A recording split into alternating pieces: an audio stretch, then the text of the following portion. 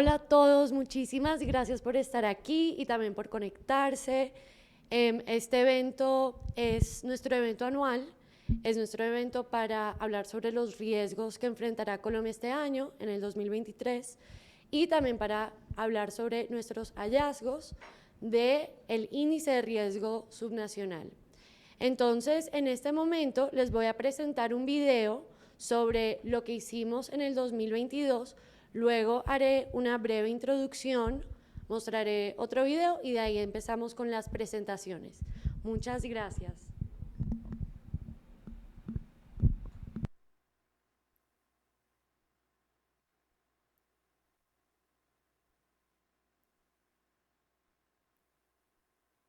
Este fue nuestro 2022 en Colombia Risk Analysis. Hace un par de semanas dimos a conocer nuestro índice de riesgo subnacional 2022 que tuvo gran acogida de los medios nacionales. Durante el verano también publicamos 3 informes con pasantes de la Universidad Johns Hopkins. Uno sobre los primeros 100 días del gobierno Petro, otro sobre la implementación del acuerdo de paz bajo el nuevo gobierno y otro sobre las relaciones de Colombia con América Latina del gobierno Petro. Para cada uno de esos reportes hicimos unos videos que tuvieron gran acogida en nuestras redes sociales. Finalmente, junto con Book Clarity for Leaders, sacamos 2 artículos con El Espectador. El primero sobre el Congreso y el segundo sobre el balance de la administración de Petro después de los 100 días. Miren, el 2023 va a ser un año muy fregado, no solamente para Colombia, sino para el mundo. Y por eso es que es importante que haya empresas como Colombia Risk Analysis que continúan interpretando la realidad y el contexto nacional con objetividad y rigor. Esperamos contar con ustedes y que se suscriban a nuestros productos.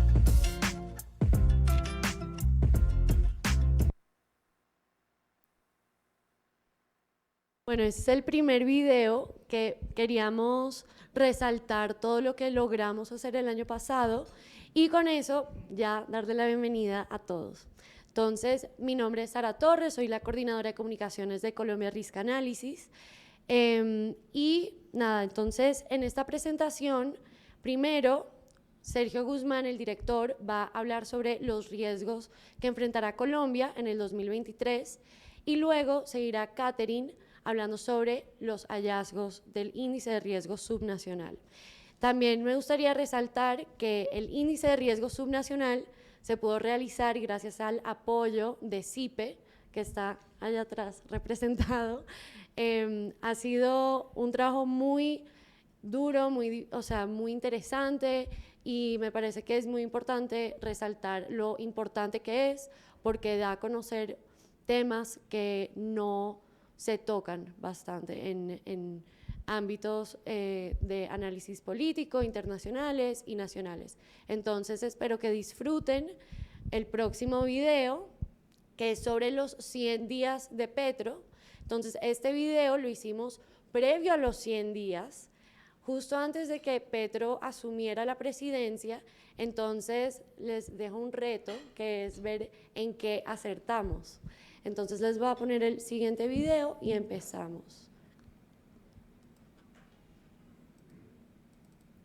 La histórica elección de Gustavo Petro en Colombia surgió de la rabia del pueblo colombiano con la situación del país y su deseo de cambio. Petro presentó un plan que ataca integralmente las deficiencias de Colombia en todos los sectores.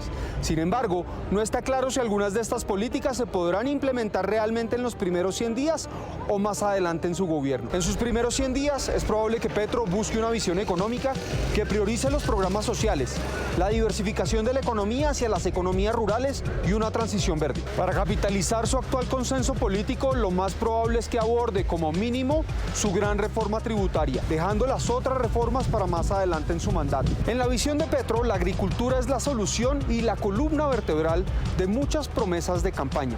El presidente quiere incrementar gastos sociales y de infraestructura.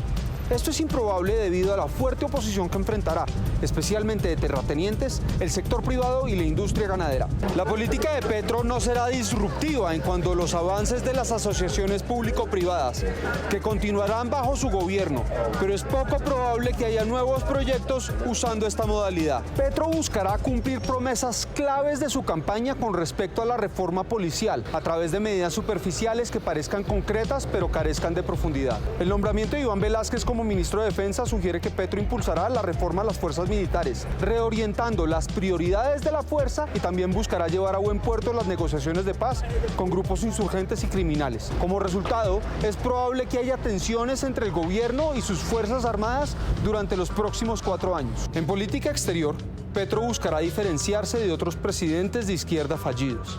Avanzará en su objetivo de normalizar las relaciones con Venezuela y en menor medida con Cuba. Establecerá objetivos comunes con Estados Unidos en sus primeros 100 días que incluyan la paz, el medio ambiente, la tecnología y el comercio. Pero estos objetivos peligran si los republicanos obtienen mayorías en el Congreso. Petro está principalmente enfocado en el simbolismo de su presidencia, en donde su cercanía con el pueblo y la distancia con la administración anterior serán primordiales. Para alimentar estos símbolos, Petro buscará seguir prometiendo y mostrando avances, pero es probable que su luna de miel sea efímera y que no dure más de 100 días. Los invitamos a leer nuestro informe en la página web de Colombia Risk Analysis.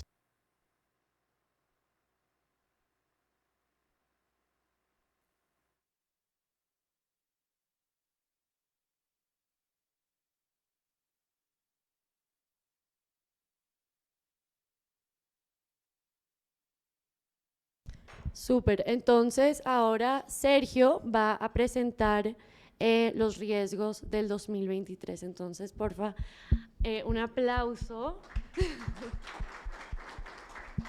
Bueno, es un placer estar con todos ustedes hoy, clientes, amigos, colegas.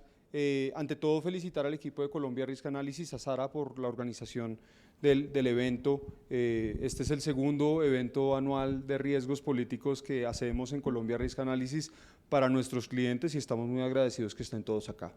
Como ustedes pudieron ver en el video, hay algunas cosas a las que le acertamos y hay bastantes cosas a las que no le acertamos.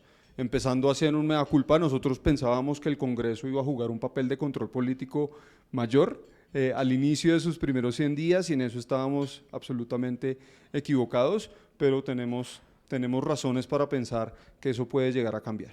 Entonces, en esta presentación, pues les queremos comentar varias cosas. Primero, hablar un poco sobre cuál es la agenda que nosotros vemos a nivel regional, para dónde va Latinoamérica, cuáles son las principales tendencias de la región, porque Colombia opera pues en su contexto. También vamos a hablar un poco sobre las reformas que serán prioritarias para el gobierno de Gustavo Petro, aquellas que no podrá implementar completamente, y finalizaremos con una visión de cuáles, en nuestra opinión, son los principales 6 riesgos que enfrentará el país en este año y quizás más allá. Para empezar, yo creo que la región está viviendo un momento complicado. Según Latinobarómetro, que es una encuesta que se hace todos los años desde Chile, el apoyo para la democracia por encima de cualquier otro sistema de gobierno está en uno de los niveles más bajos que ha estado desde que se empezó a tomar la cifra, está actualmente en 49%, es decir, hay una minoría de personas que piensan que la democracia es superior a otros sistemas de gobierno. Colombia, un país que está medio en la mitad de la tabla, está con 43% de favorabilidad de la democracia a otros sistemas de gobierno. Y muchas personas han dicho, no, esto es una nueva ola rosa, esta es una nueva marea rosada. Y pues la elección de Ecuador este fin de semana tendría a sugerir lo mismo. Lo que nosotros pensamos y la forma que nosotros interpretamos esto es que hay una contrariedad a los gobiernos en oficio. Los gobiernos que están actualmente en oficio, ninguno de ellos ha logrado la reelección. Solamente 4 gobiernos a nivel mundial en los últimos 2 años han logrado la reelección, y esos son el gobierno de Nueva Zelanda, de Jacinda Ardern, el gobierno de Víctor Orbán en Hungría, el gobierno de Emmanuel Macron en Francia y el gobierno de Justin Trudeau en Canadá. Lo que nos toca preguntarnos no es qué hace que el gobierno actual o el próximo sea como todos los demás, sino cuáles son las características que podrían hacerlo más similar a estos 4 gobiernos que les mencioné, y la verdad es que ninguna. Pero en Latinoamérica se configuran 3 izquierdas. Está la izquierda tradicional, la que todos conocemos, enfocada en la lucha de clases. Está la nueva izquierda, enfocada en temas como género, igualdad social, medio ambiente, temas mucho más sociales. Y está la izquierda dictatorial, en donde todavía vemos a figuras como Díaz-Canel en Cuba, como Nicolás Maduro en Venezuela y también como Daniel Ortega en Nicaragua, que están tratando de continuar y hacer una autopreservación. Debo anotar que aquí en el cuarto hay una persona famosa que fue el que diseñó este mapa, que es James Bosworth, que es nuestro socio y nuestro colega, que describe muy bien la situación un poco caótica que se vive en la región. Y es muy fácil uno decir, no, es que son todos gobiernos de izquierda, son todos gobiernos nuevos de izquierda, pero en el subtexto hay muchísimos detalles que son importantes. Sin embargo, creemos que hay 4 características que sí pueden definir a muchos gobiernos. Primero, tienen lunas de miel cortas.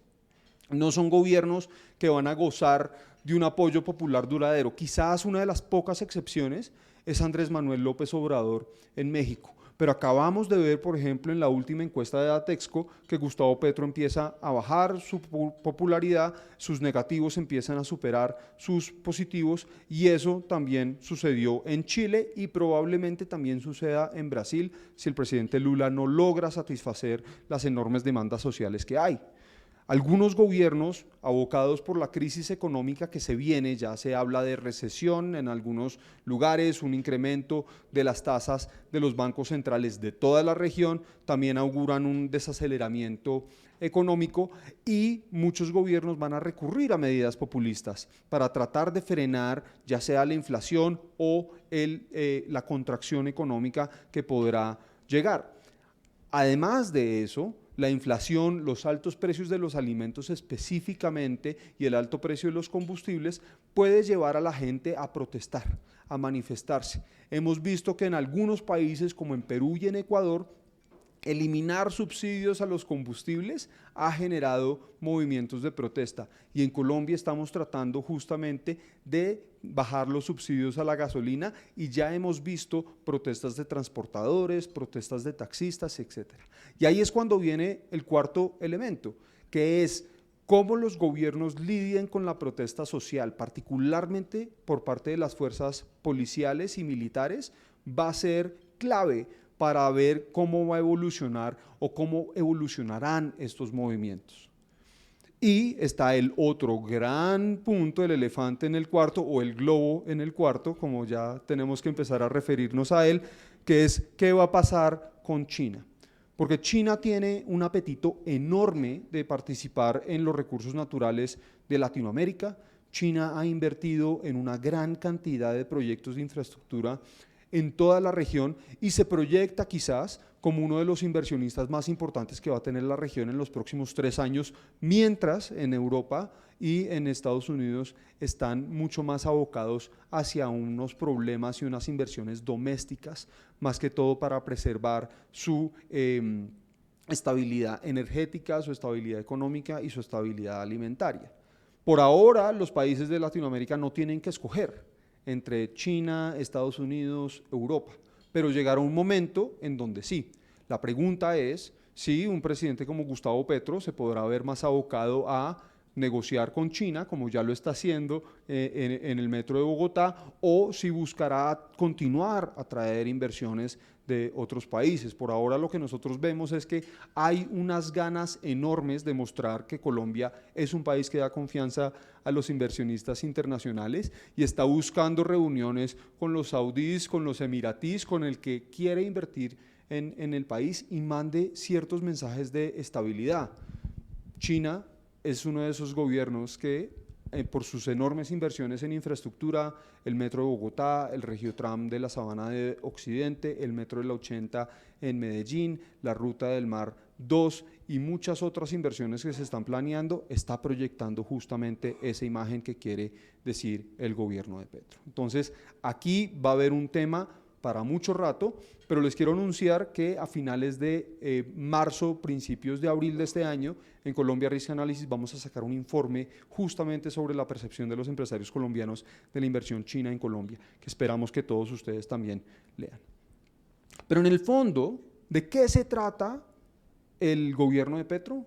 Lo dijimos en el video y lo sostenemos ahora, es un gobierno de símbolos. Es un gobierno que tiene una carga simbólica enorme, que quiere ser el primero, el más grande, el más importante, el más novedoso y el más progresista de la región. Pero para eso no necesita implementar nada, solo tiene que decir que va a cambiar. Entonces hay muchas iniciativas, como la reforma tributaria, que empiezan enormes, en campaña recuerden que era de 50 billones de pesos, y que con el tiempo van desmenuzándose y desgranándose a unas proporciones un poco más justas, que terminó pasando una por 20 billones de pesos. Entonces con la reforma de salud, fíjense que pasó exactamente lo mismo. La consigna era, vamos a acabar con las EPS. Y ayer Petro se siente y dice, es que las EPS entendieron el modelo de salud preventiva y de atención primaria que estamos buscando, entonces ya no hay que acabarlas. Empieza así y termina así. Pero un poquito de accountability, como dice el término en inglés, es nosotros también ser responsables por lo que hemos dicho en el pasado. Hace un año, este era nuestro pronóstico de lo que podía pasar. Estos eran los 3 escenarios que nosotros pensábamos que podían pasar bajo la administración de Gustavo Petro. En el primer escenario nosotros decíamos no va a tener un congreso, no va a tener una presencia fuerte y eso lo va a frustrar muchísimo y va a tener oposición de los gremios y va a tener oposición de las fuerzas militares y de algunos del establishment colombiano. Eso no sucedió. Vimos como el Partido Conservador, el Partido de la U y el Partido Liberal inmediatamente doblaron hacia el gobierno de Gustavo Petro y se asemeja muchísimo más a la alternativa creíble, en donde el gobierno tiene una pequeña mayoría gracias a estos acuerdos y estas alianzas que se hicieron con partidos tradicionales, y esto los lleva justamente a pensar que pueden pasar enormes reformas. Sin embargo, con lo que no están contando quizás es con que muchos de estos partidos también tienen sus propios intereses, entonces van por reformas que aborden la inclusión social, el mayor gasto fiscal, el gasto en infraestructura y la erosión de las instituciones de control. Ya estamos viendo que en la reforma política están algunos temas como erosionar el poder de la Procuraduría de investigar, etcétera. Entonces ahí está pasando. Pero para el sector empresarial esto definitivamente no es el mejor escenario. Algunos inversionistas en minería, en obras de infraestructura, ya pueden estar empezando a considerar que hubiera algún tema por el cual el gobierno se abocara. Y nuestro tercer escenario, que no nos gusta muchísimo hablar, que sigue siendo una posibilidad, nuevamente es un escenario, es en donde hubiera un evento de seguridad que atente contra la vida del presidente y eso genere un estallido social nuevamente. Continúa siendo una posibilidad. A Francia Márquez le han hecho ya atentados contra su vida, la vida del presidente. En este momento no hay razón por qué pensar que está en peligro, pero pues una figura pública siempre en Colombia tiene un nivel de riesgo superior. Estas son las reformas y la prioridad de Gustavo Petro. Puede sonar un poco raro verlo así, parece como una nave espacial con estrellas, pero fíjense que entre más cerca al centro estemos, más probable es que pasen ciertas iniciativas. Y entre más lejos del centro esté, más difícil va a ser que esas iniciativas pasen, porque en esas iniciativas se necesita sí o sí el apoyo del Partido Liberal, del Partido de la U e incluso del Partido Conservador. Entonces, las reformas urgentes, que son las cosas que ya se han ido dando, son las negociaciones con el ELN y los disidentes, que ya pasó, la reforma tributaria, que ya pasó, el Plan Nacional de Desarrollo, que está en este momento siendo negociado en el Congreso, la reforma agraria, que allí va a necesitar hacer muchísimos compromisos para lograr el apoyo del Partido Liberal y el Partido Conservador y el Partido de la U, lo mismo con la reforma política, que no la den por descontada. Detener la exploración petrolera es una cosa que nosotros decimos que no va a ocurrir porque es nuevamente los 50 billones de pesos. pero es un símbolo que el presidente Petro busca y buscará continuar proyectando a la luz de su presidencia. Y finalmente está la reforma pensional, que nosotros tampoco pensamos que va a ocurrir. Hay muchas otras reformas de las que vamos a continuar hablando a lo largo de la mañana hoy, que voy a saltarme en aras de preservar el tiempo. Pero una de las cosas que se han dicho es cuáles son los contrapesos democráticos e institucionales que va a tener el presidente. Y yo pienso que la Corte Constitucional va a ser uno de ellos.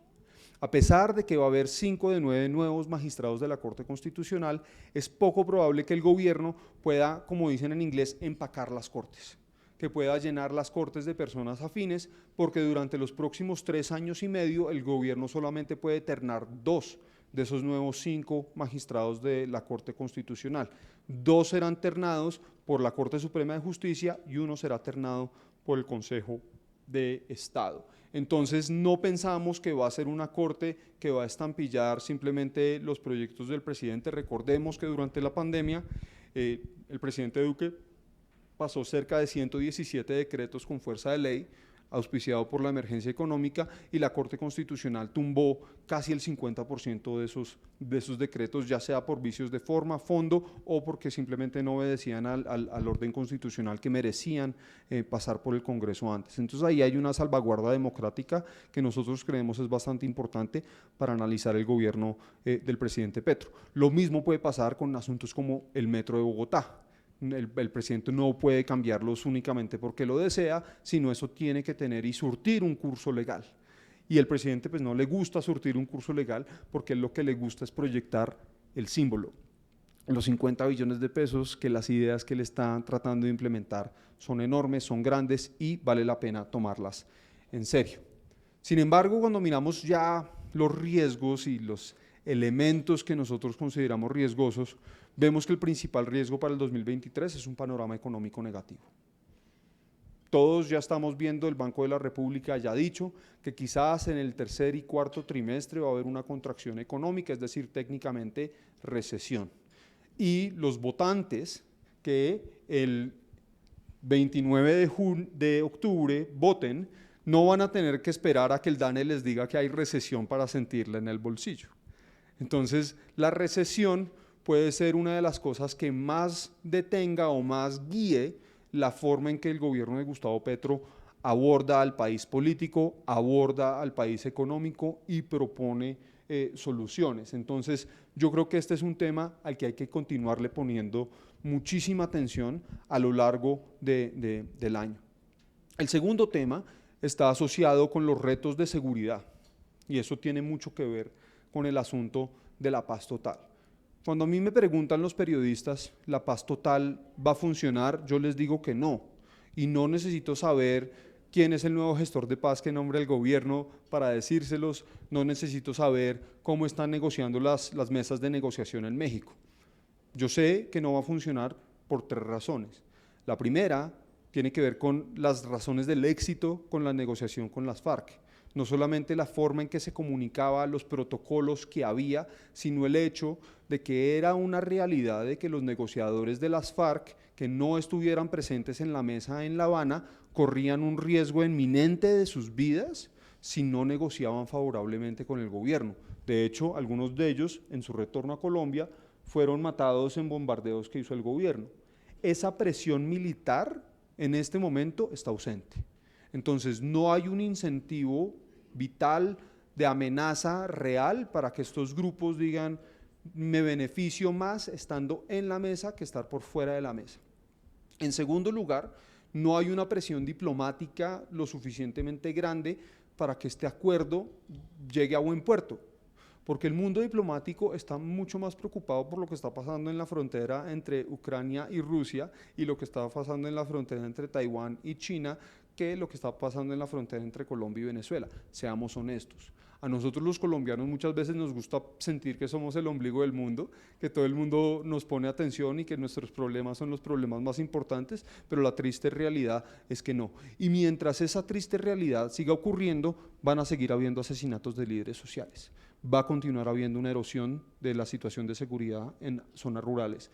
Va a continuar habiendo un cultivo récord de hoja de coca que va a convertirse en dólares y pesos para financiar a los carteles y los grupos organizados armados que están operando a lo largo y ancho del territorio nacional y que encima el año pasado, con el Clan del Golfo decretando un paro armado en 13 de 32 departamentos del país, sugieren que tienen capacidad e intención de poner en jaque a las fuerzas militares y al país como tal. Entonces, desafortunadamente esta no parece ser una buena noticia y es un riesgo latente que tenemos. El riesgo político de las relaciones del gobierno y del Congreso creo que tienen dos aristas importantes. La primera, porque cuando miramos estas dos fotos de la composición de la Cámara y el Senado, decimos, pues pucha, el gobierno tiene mayorías. Pero esas mayorías obedecen a dos elementos. El primero es que el estatuto de oposición sugiere que si un partido no es partido de gobierno, se declara más bien independiente o en oposición, ninguno de los funcionarios de ese partido pueden asumir un empleo en la rama ejecutiva de gobierno. Entonces hay un desincentivo, por decirlo levemente, para que esos partidos se declaren en oposición o abiertamente en independencia al gobierno. Entonces, estos partidos, particularmente antes de las elecciones locales, no se van a privar de participar de esa mermelada, de esa repartija que todos conocemos. Sin embargo, a medida que la economía se deteriora, a medida de que la favorabilidad del presidente se deteriora, los incentivos de estos partidos para continuar con el gobierno disminuyen. Y eso es particularmente presente en la antesala de las elecciones locales. Porque si nosotros miramos las elecciones locales y recordamos que yo les estaba diciendo que ninguno de los gobiernos en oficio tienen buena chance de ser reelectos, todos los gobiernos de las principales ciudades grandes son alternativos o de izquierda. Claudia López en Bogotá, William Dow en Cartagena, el alcalde Daniel Quintero en Medellín y el alcalde de Cali, que también es de izquierda, Jorge Iván Ospina. Entonces, defender estos fortines políticos para la izquierda de los partidos alternativos en la coyuntura actual es un reto particularmente difícil. Entonces, algunos de estos partidos que hoy en día se encuentran en el centro podrán a lo largo del año empezar a desbancarse del gobierno, particularmente si la economía se deteriora, si hay una alta inflación, si empiezan a haber protestas contra el gobierno y si la favorabilidad de estos alcaldes locales continúa deteriorándose, como lo indican las encuestas. Entonces, no va a ser tan claro que esto vaya a pasar. Ahora, la agenda del gobierno en el Congreso es bastante agresiva. Ya se lograron la mayoría de las cosas que eran los mangos bajitos que se hicieron en los primeros 100 días. Ahora vienen todas estas iniciativas que van a sufrir grandes modificaciones. Prohibir el fracking, ya se crearon los ministerios de la Igualdad y Paz, la reforma agraria, que es lo que la ministra de Agricultura está en este momento avanzando, la reforma de salud que se va a radicar al Congreso el lunes, ¿sí? La reforma a la policía y las fuerzas militares que nuevamente no la han presentado, la reforma pensional que tampoco la han presentado, prohibir la minería al cielo abierto, una reforma a los entes de control y las reformas militares son cosas que ya pueden ir para más adelante. También está el tema de la reforma al Código Minero que todavía no es claro cuándo va a empezar a presentarse y cómo se va a hacer. Pero entiéndanme una cosa, si yo fuera el presidente Gustavo Petro y yo siento que tengo 3 años y medio más de gobernabilidad, yo me la tomo más a la ligera. Yo voy presentando una reforma importante por periodo legislativo, me tomo mi tiempo, lo trato de hacer con organización, con calma, pero un gobierno que quiere meter 16 reformas en un solo periodo legislativo, me indica a mí todo lo contrario. Me indica a mí que no siente que va a tener gobernabilidad, me indica a mí que no siente que los demás partidos políticos lo van a acompañar y que es ahora el todo o nada.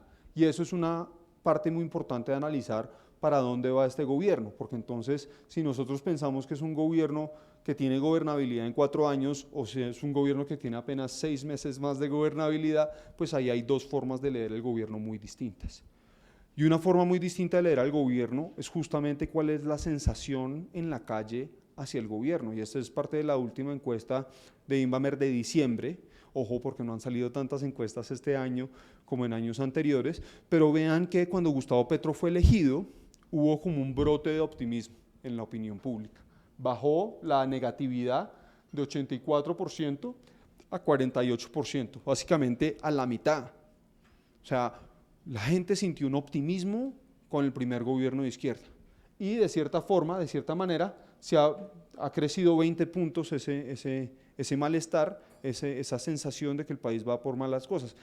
De cierta forma se está volviendo a normalizar el país. O sea, es un país que ha sido pesimista por mucho tiempo, no es un país que va a cambiar pronto y se va a convertir pues, en un país optimista. Pero esto también va a depender en gran medida de la percepción ciudadana sobre la economía, la inflación, la seguridad, la corrupción, que continúan siendo los principales temas que a los ciudadanos los aquejan. Entonces, la pregunta es, ¿cómo va a lidiar Gustavo Petro con manifestaciones sociales, con protestas o con brotes de inseguridad? Porque si lo hace por la fuerza, le va mal. Y si lo hace por las vías del diálogo, como empezó a hacerlo en sus primeros 100 días, pues logra difuminar un poco la protesta de una forma efectiva. La pregunta es, ¿hasta cuándo va a tener la paciencia el gobierno de dialogar con opositores, de aguantarse paros de taxistas, de aguantarse paros en las principales carreteras del país, de aguantarse un montón de gente que está tratando de traerle a urgencia su situación, su vivencia, su malestar, pero causando estragos a la economía, causando estragos a la armonía en la ciudad? O sea, eso de los taxis, por ejemplo, si el gobierno de Gustavo Petro quiere traer 14 millones de turistas al año, no puede depender que un grupo de taxistas liderados por un señor puedan bloquear la principal vía de acceso al aeropuerto, porque así no va a tener 14 millones de turistas un país. Entonces, allí vamos a empezar a ver cómo al presidente Petro le empieza a colmar la gota del vaso la protesta social. Y allí vamos a ver pues, justamente una decisión muy clara por parte de la administración para alimentarlo. A mí me han preguntado muchos clientes cuál es el orden de las reformas. Y me han preguntado cuál es la primera reforma. Y yo les digo, a mí no me importa cuál es la primera reforma. Eso no es importante. Lo importante es cuál es la última reforma. Y para mí la última reforma es la reforma política. ¿Por qué? Porque es la cereza del pastel para muchos de estos partidos políticos para poder hacer el transfugismo. Si pasa la reforma política antes o con mucho tiempo antes de las elecciones locales, recuerden que toda ley es asumida como constitucional a menos de que la Corte Constitucional se pronuncie al respecto. Si la pasa temprano, la Corte Constitucional logra hacerla revisar antes de las elecciones locales y puede tumbar una gran parte de la reforma. Pero si la pasa de último, si la pasa al final, la Corte Constitucional no va a tener suficiente tiempo para revisar, habrán pasado las elecciones locales después del transfugismo y ya las elecciones de nuevos alcaldes y gobernadores serán un hecho y la Corte no va a poder revertir esas elecciones. Por eso es que para mí este es uno de los mayores riesgos y uno de los principales temas que tenemos que ponerle atención. Porque mucho se va a hablar de la reforma de salud, un globo, de la reforma pensional, otro globo, de la reforma agraria, otro globo, y la reforma política va a pasar a las 12 de la noche, el 19 de junio, que es el último día de las sesiones legislativas, y ya el país político va a salir a hacer correrías electorales. Otra cosa que la reforma política en su forma presente quiere hacer es bajar el nivel para que los partidos hagan alianzas. Actualmente partidos con más del 15% de participación en la elección anterior no pueden hacer alianzas con otro partido. Si borran eso, que es una norma para favorecer a los partidos más pequeños, pues lo que estarían permitiendo es que el Partido Conservador y el Partido Liberal hicieran pactos para elegir un gobernador de Antioquia, por ejemplo, que es algo que el candidato Julián Bedoya está tratando de aprovechar en este momento. Y finalmente, un tema que no podemos eludir es el medio ambiente. Y el medio ambiente, como lo han demostrado muchas calamidades en el país, puede bloquear vías enteras, puede bloquear el acceso a ciudades intermedias en el país y puede sí sembrar un desazón generalizado, no solamente en la economía, sino en algo más. aunque llevamos 3 años seguidos de la niña, ¿sí? Si este año viene un niño y empieza a bajar los niveles de los embalses, como Colombia depende tanto de la generación hidroeléctrica para su abastecimiento energético, pues eso puede sí significar un riesgo importante. El presidente Petro tiene razón cuando habla del problema existencial que representa el cambio climático para la humanidad, y yo creo que muchos no lo toman en serio porque lo que él plantea para solucionarlo es acabar con la industria de petróleo, gas y carbón. Pero lo que debería estar haciendo el gobierno en fuerza es luchar contra la deforestación, que puede hacer que Colombia sea un capturador de carbono neto, y es un esfuerzo en que varias embajadas acá presentes están ayudando al país tratar de desarrollar una estrategia concreta. En síntesis, yo creo que este año es un año que va a ser, como lo dije en el video, un año fregado, un año difícil, un año en donde vamos a continuar necesitando entender y analizar para dónde va el gobierno, para dónde van sus reformas, y agradecemos a que todos ustedes, nuestros clientes y quienes están con nosotros en redes sociales, continúen acá con nosotros y que nos sigan apoyando y que sigamos haciendo cosas que valgan la pena, porque en últimas lo que le importa al gobierno es sus símbolos. Y uno de sus símbolos más importantes es que ellos representan el cambio, que ellos son distintos y que ellos van a cambiar a este país. Y nosotros, como Colombia Risk Analysis, vamos a seguir atentos a ver exactamente qué es lo que sucede con el gobierno y para dónde van las cosas en el país. A continuación, mi compañera Catherine Galindo les va a dar un análisis justamente sobre lo que nosotros vimos en el Índice de Riesgo Subnacional versión 2022. Bienvenida, Catherine.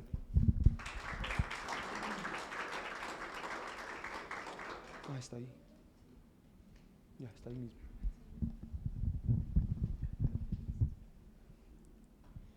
Bueno, buenos días a todos. Agradecerles nuevamente que nos estén acompañando para revisar un poco lo que fue nuestra segunda versión. También recordarles a las personas que nos están viendo que al final se va a dar una sección de preguntas y respuestas, entonces para que esperemos hacia el final. Entonces, bueno, como lo mencionó Sara, esta segunda versión fue gracias a CIPE, que nos está acompañando para actualizar la diferente, digamos, que metodología y los avances que hemos hecho.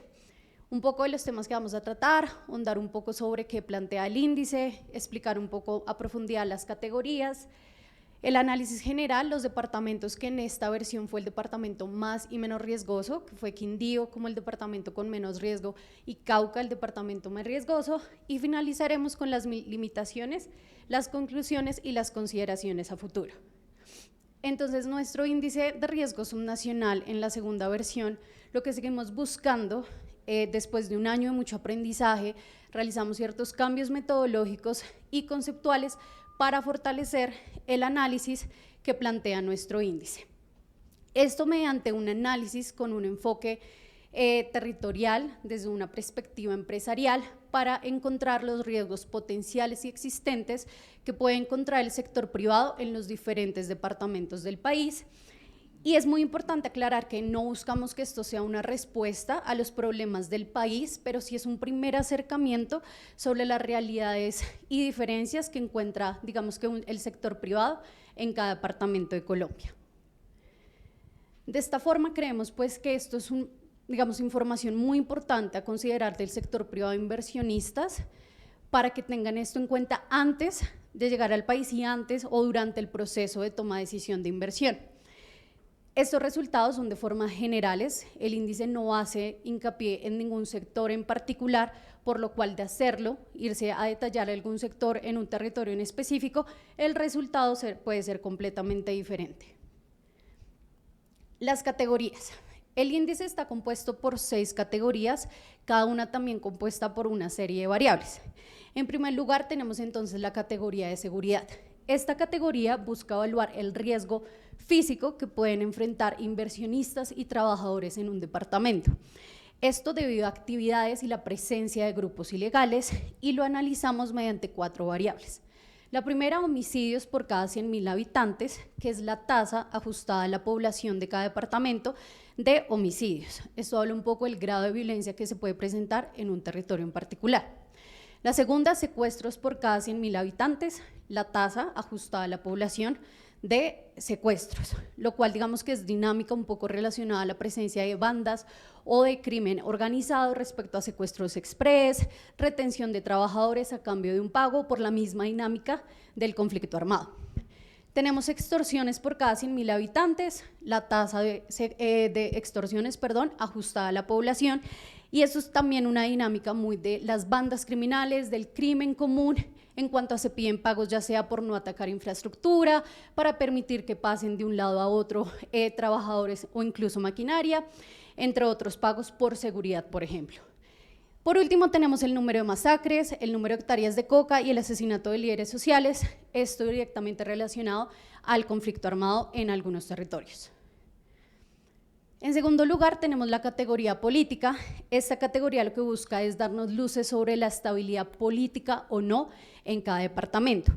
Desde la versión del año 2021 fuimos conscientes que esta era una de las categorías que necesitaba ser mejorada, pues solo estaba compuesta por 2 variables. De forma que pasó de esas 2 variables a tener 6 variables en esta versión. De esas 2 variables, ¿con cuál nos quedamos? Con rotación de gobernadores. Esta variable habla sobre el número de gobernadores que ha tenido cada departamento de 2008 a 2021. Y agregamos 5 variables más. Esto relacionada a la vulnerabilidad del sector público que pueda afectar el desarrollo del sector privado en cada departamento. Tenemos delitos electorales, que son aquellos crímenes relacionados con elecciones, como puede ser tráfico de votos, constreñimiento al votante, entre otros. Delitos contra el régimen constitucional y legal son aquellos crímenes relacionados con el servidor público. Las amenazas contra defensores de derechos humanos y contra servidores públicos muestra la vulnerabilidad de, digamos que el departamento respecto a estos 2 actores claves, y son actores claves para el sector privado en particular, porque estos permiten un relacionamiento y cooperación en cuanto a temas de inversión. Delitos de la celebración indebida de contratos, aquellas, digamos, conductas punibles en acciones contractuales que benefician al servidor o a un tercero. Y por último, delitos de abuso de autoridad por acto arbitrario o injusto, que son aquellos delitos punibles a servidores públicos en el ejercicio de sus funciones. Quitamos la variable de riesgo electoral, porque al momento de hacer la prueba de confiabilidad, digamos, de las variables juntas, reducía la confiabilidad de la categoría. En tercer lugar, tenemos la categoría de riesgo económico, y con esta categoría buscamos evaluar 4 ejes de la economía de cada departamento. En primero, la sofisticación del mercado. En segundo lugar, la caracterización del mercado laboral. En tercero, la calidad del tejido empresarial o del tema empresarial, y por último, qué tan integrada o cuál es la participación de la economía de cada departamento en la economía nacional. Esta categoría también pasó por una serie de modificaciones, pasando de 4 variables a tener 7 variables. Nos quedamos con 3 de las 4 que teníamos antes. En primer lugar, bancarización, y esta se relaciona con ese primer eje que les estaba mencionando de la caracterización o la sofisticación del mercado. Bancarización nos habla del porcentaje de personas adultas con un producto financiero activo, y esto nos permite ver que a mayor porcentaje de personas con un producto, pues hay una sofisticación del sistema financiero, lo que permite también, digamos, incentivar la contratación formal y el mercado laboral en general. En segundo lugar está capital humano, y esta se relaciona con el segundo eje de la caracterización del mercado laboral. Capital humano habla del porcentaje de personas en cada departamento que cuenta con estudios superiores. De esta forma, a mayor capital humano o a mayor porcentaje de personas con un estudio superior, hay una mayor sofisticación del mercado, y las empresas tienen mayor incentivo para contratar localmente a buscar trabajadores fuera de los territorios en los que se encuentran. En tercer lugar está el tejido empresarial. El tejido empresarial se relaciona entonces con la calidad del ambiente empresarial, y es el número de empresas que generan empleo formal por cada 10.000 habitantes. En ese orden de ideas, a mayor tejido empresarial se habla de hay mayor probabilidad de éxito que las industrias funcionen en un departamento en particular. Tenemos luego entonces la participación o la integración de la economía departamental en la economía nacional, y esto lo evaluamos mediante 4 variables. Primero, la tasa de crecimiento porcentual de PIB departamental, que muestra el crecimiento o decrecimiento de las industrias en un departamento, lo que de primera mano da indicios para que los mercados y los inversionistas sepan qué industrias funcionan mejor o qué industrias tienen más desafíos en un departamento en particular. Participación departamental en las importaciones, la participación porcentual de cada departamento en el total de las importaciones nacionales, lo que da el poder adquisitivo que tienen las industrias en este departamento y también la posibilidad de realizar lazos con mercados internacionales. Participación departamental de las exportaciones, participación porcentual de cada mercado en el total de exportaciones nacionales.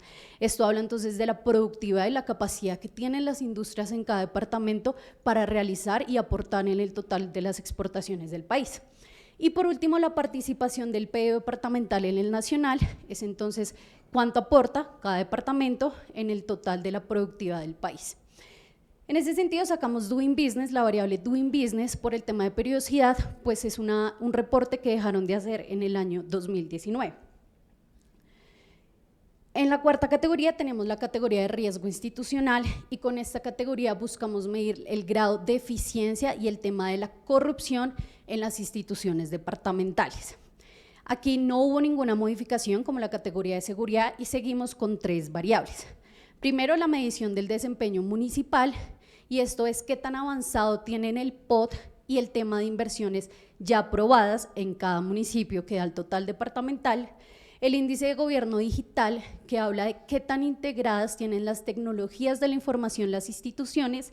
Y por último, el índice nacional anticorrupción, que habla qué tan preparadas o qué tan capaces son las instituciones en cada departamento para prevenir y luchar contra la corrupción. Ya entrando entonces al cierre tenemos la quinta categoría, la categoría de riesgo social, y esta es una categoría que tiende a ser o no tiende a ser considerada por el sector privado de inversionistas. Sin embargo, hacemos mucho hincapié en esta porque mide también las condiciones socioeconómicas que están en los departamentos. Esto mide la calidad del bienestar de las poblaciones. Y en industrias, por ejemplo, como la industria minera o el sector extractivo en general, es un factor muy importante porque tienen relación directa con las comunidades. De esta forma, entonces, esta categoría pasó de tener 4 a 5 variables. Nos quedamos con el índice de pobreza multidimensional, que es el porcentaje de personas de cada departamento que se encuentran en condición de pobreza, y entraron 4 variables. Primero, el déficit habitacional, que es el porcentaje de viviendas en cada departamento que tienen deficiencias estructurales o necesitan mejoras. El aseguramiento al sistema de salud, que es el porcentaje de la población asegurada al sistema subsidiado y contributivo.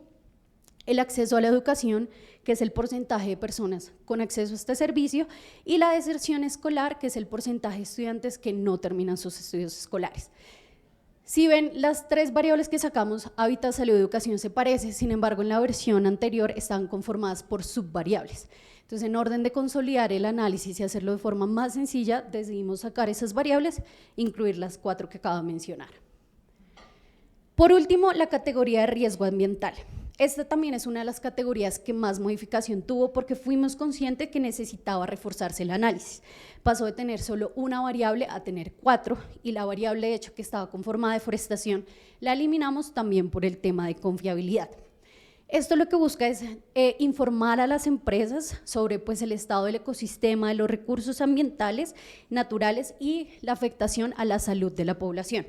Está conformada entonces por el aprovechamiento ilícito de los recursos naturales, que son aquellos delitos sobre la explotación indebida o ilegal de los recursos naturales en cada departamento, la explotación ilícita de yacimiento minero y otras actividades, y son aquellas irregularidades que afectan, relacionadas con estas actividades, que afectan los recursos naturales y la salud en general de la población. Daños en los recursos naturales y ecocidios, aquellos delitos relacionados con el incumplimiento de los, normas ambientales que afectan ecosistemas, recursos naturales y la salud. Y por último, la contaminación ambiental, que son aquellas actividades que directa o indirectamente afectan la salud de la población, como vertimientos o la emisión de gases. Un poco sobre el análisis general. Nuestra segunda versión sigue evidenciando las dinámicas de centro-periferia por las que pasa el país. En ese mismo sentido, el resultado muestra esas dinámicas en cuanto a los departamentos con menor riesgo, fueron los del eje cafetero, Quindío, Caldas y Risaralda, mientras que los departamentos con mayor riesgo se encuentran en la periferia, siendo Cauca el departamento con mayor riesgo, Putumayo y Chocó. Es importante mencionar que Bogotá, como lo veremos más adelante, estuvo ubicado en el segundo puesto del ranking general. Sin embargo, en orden de mantener la narrativa solo en los 32 departamentos del país, no lo incluimos, digamos que en el análisis general o en el departamental, pero en el informe como tal pueden encontrar una sección dedicada solo sobre el comportamiento de la capital. Para saber cómo o de dónde salieron los resultados del índice. Nuestra fórmula entonces está planteada, se divide en 6 categorías que las acabamos de explicar, sin embargo no todas tienen el mismo peso. ¿Por qué? Porque desde Colombia Risk Analysis hemos considerado aquellos factores que son más importantes para el sector privado. En ese orden de ideas, seguridad, economía y política tienen el mayor peso, seguido de institucionalidad y sociedad y por último medio ambiente. También es importante mencionar que todos los datos que conforman nuestra base de datos han salido de medios abiertos y en particular de fuentes oficiales, por lo cual si nos remitimos a otro tipo de fuentes, el análisis y los resultados pueden variar. ¿Qué cambió y qué se mantuvo un poco en términos generales? Como mencionamos, por ejemplo, Quindío se mantuvo dentro de los departamentos con menor riesgo, mientras que Chocó permaneció dentro de los departamentos con mayor riesgo, y esto es un mapa que nos ilustra también un poco sobre las dinámicas o el resultado en general en cada año. En seguridad, Baupé, Santander, Guainía y Bichada están dentro de los departamentos con menor riesgo en esta categoría, mientras que Nariño, Antioquia, Arauca y Cauca están dentro de los departamentos con mayor riesgo, y esta gráfica que van a encontrar en cada categoría es el resultado o el puntaje que obtuvo cada departamento, aquí sí se incluye Bogotá, en el índice de 2022. Política. Amazonas, Baupés y Quindío se mantuvieron dentro de los departamentos con menor riesgo, mientras que Antioquia y Valle del Cauca están dentro de los departamentos con mayor riesgo político. Economía, Antioquia y Risaralda dentro de los departamentos con menor riesgo económico, mientras que Chocó, Bichada, Guanía y Baupés dentro de los departamentos con mayor riesgo.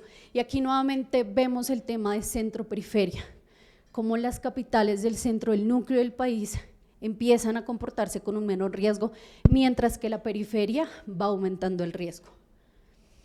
Institucional, Bogotá, Cundinamarca y Caldas dentro de los departamentos con menor riesgo, también aquí vemos la eficiencia y el tema de la corrupción, y Amazonas y Baupés dentro de los departamentos con mayor riesgo institucional.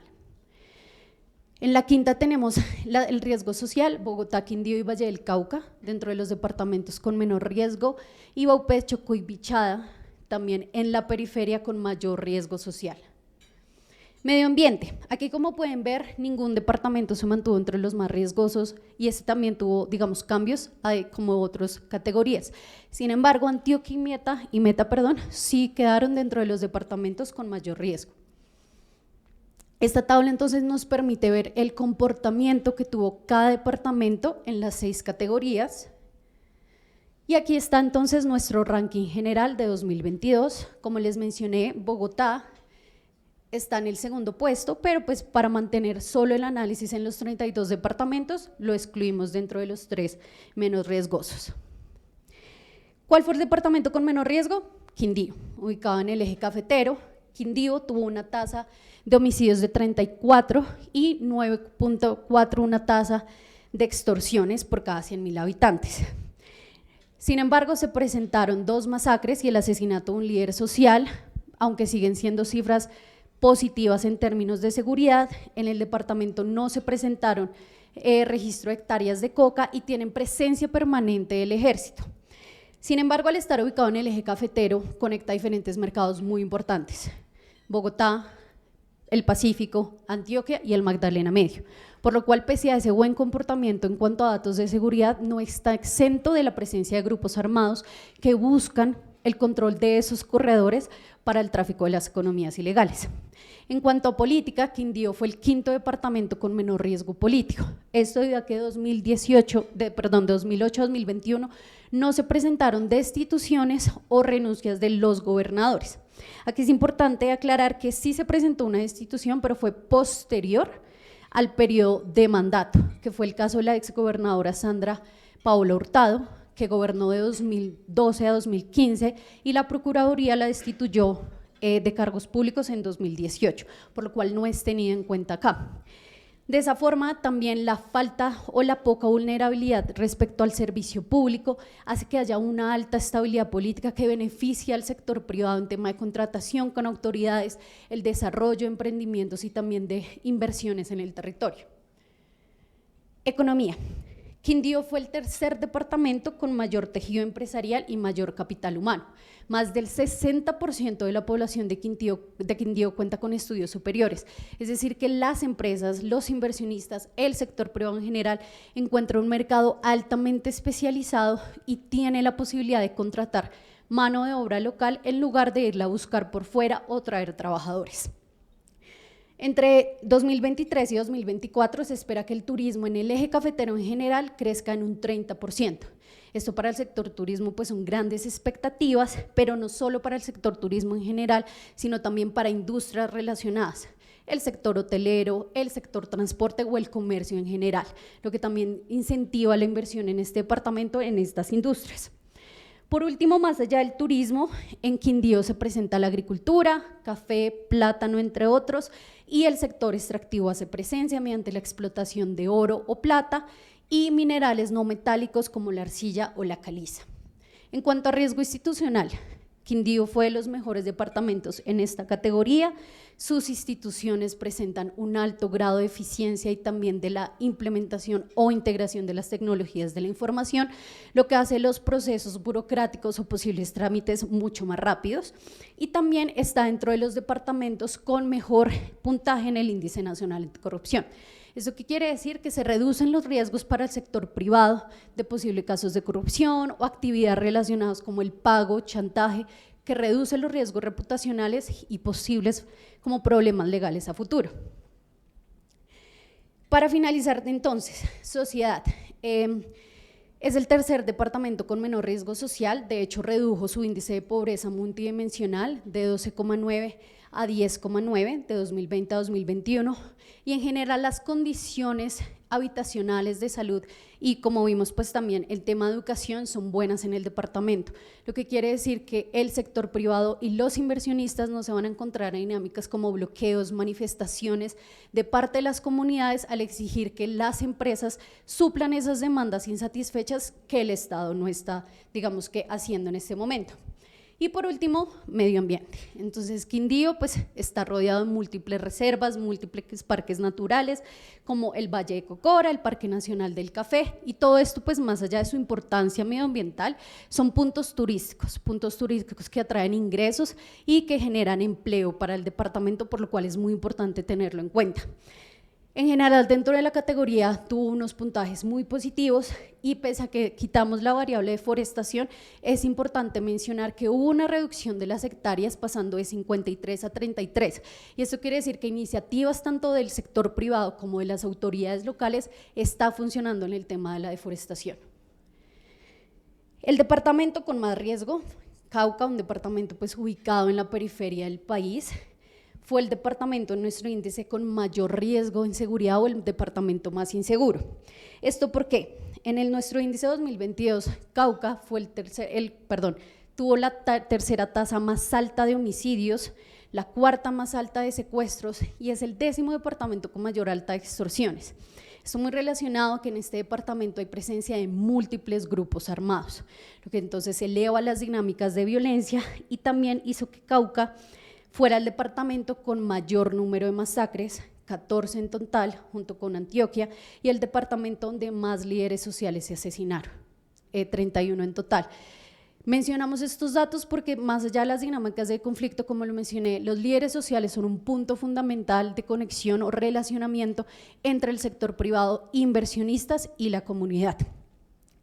También, digamos, Cauca fue el cuarto departamento con mayor aumento de cultivos de coca, más de 16.000 a más de 25.000 en el 2021. Y hay presencia de las Fuerzas Armadas, hay combates contra los grupos ilegales, sin embargo, esto no ha sido suficiente para minimizar las dinámicas de violencia ni para dar garantías, y esto influye pues también en la atractividad del departamento y en el desarrollo socioeconómico de este.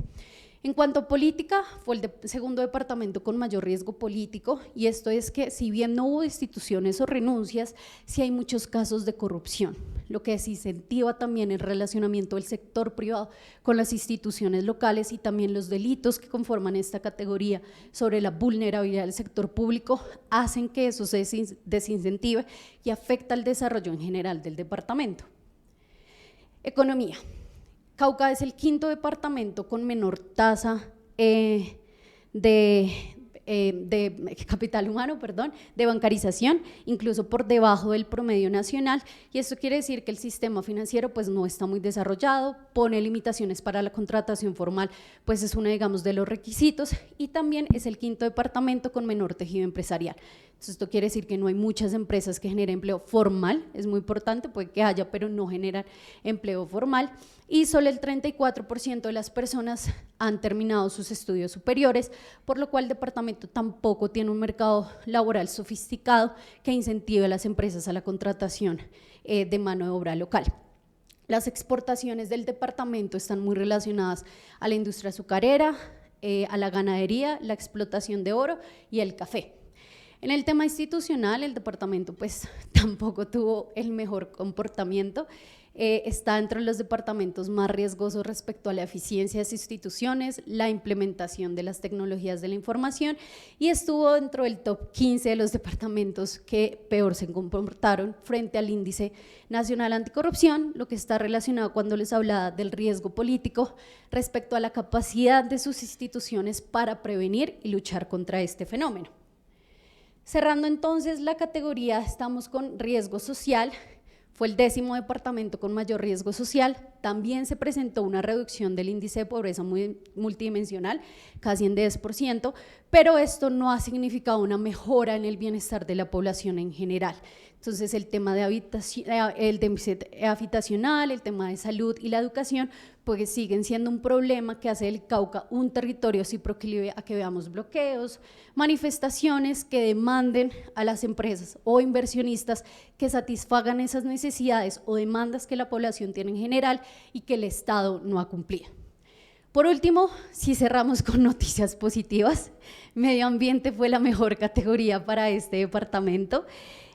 Redujo las hectáreas también deforestadas, se mantienen altas, pero pues hubo una reducción, y cuenta con 131 áreas protegidas. Sin embargo, se están viendo afectadas por todos esos problemas que hablamos en las otras categorías: los cultivos de coca, la ampliación de la frontera agrícola y el tema de la deforestación. Las limitaciones que tenemos en este ejercicio. Muchas de las variables, y en parte por las cuales quitamos algunas, están definidas por periodicidad, que estén de fuentes abiertas, o el tema de la confiabilidad.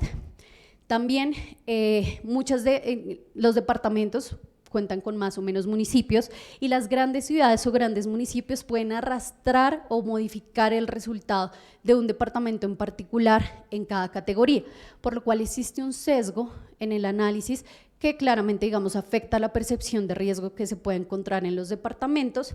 Y por último, como le expliqué en la fórmula, no todas las categorías tienen el mismo peso, por lo cual pues puede cambiar el nivel de riesgo, y esto lo podemos ver, por ejemplo, en San Andrés.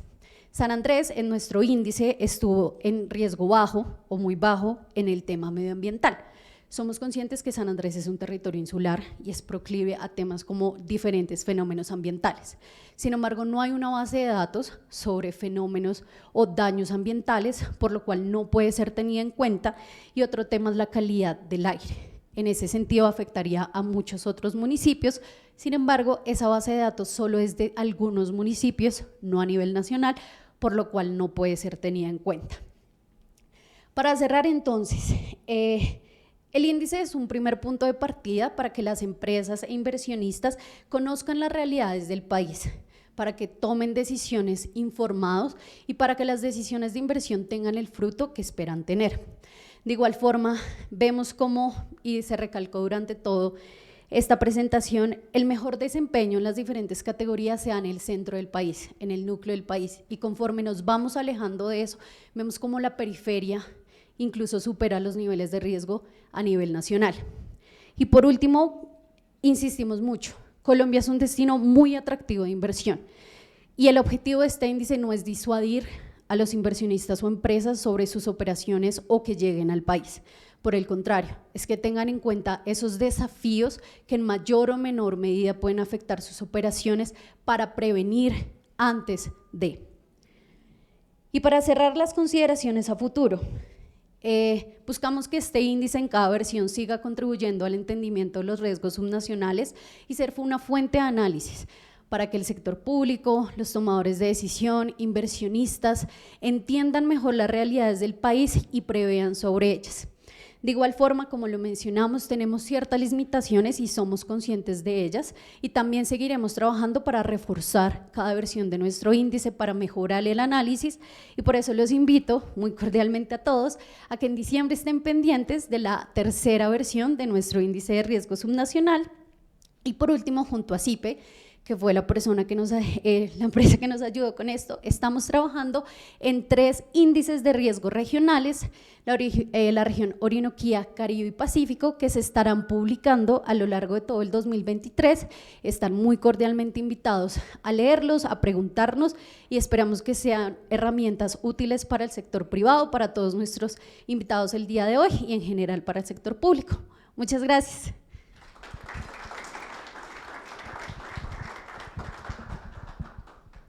Muchísimas gracias, Catherine y Sergio, por esas presentaciones.